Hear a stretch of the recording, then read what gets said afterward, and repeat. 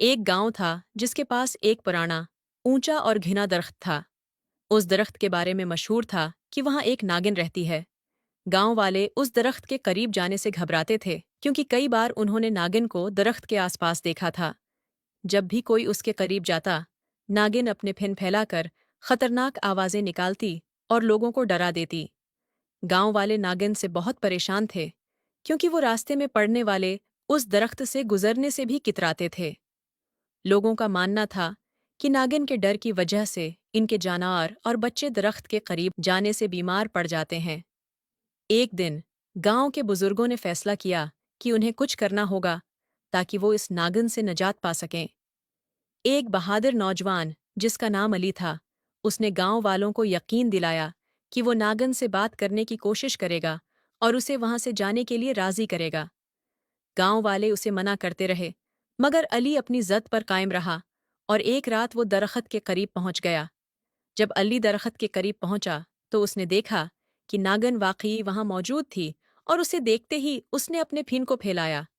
मगर अली ने हिम्मत नहीं हारी और नरम लहजे में बोला, अय नागिन, हम तुमसे कोई दुश्मनी नहीं रखते।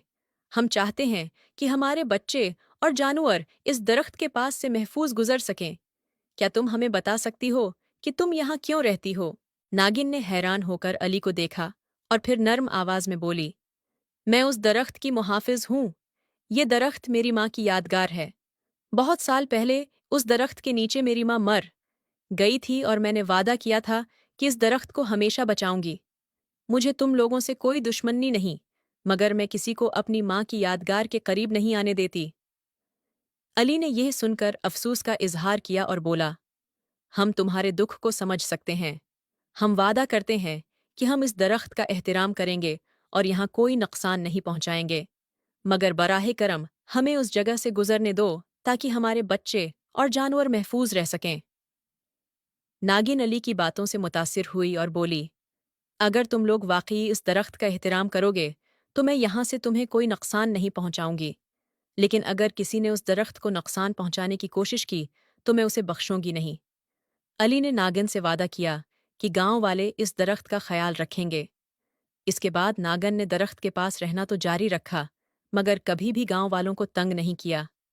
गांव वालों ने दरख्त का एहतराम शुरू कर दिया और वहां एक छोटा सा मंदिर बना दिया ताकि हर कोई जान सके कि ये दरख्त नागिन की माँ की यादगार है। यूं नागिन और गांव वालों के दरमियान अमन कायम हो गया और गांव में खुशहाली आ गई।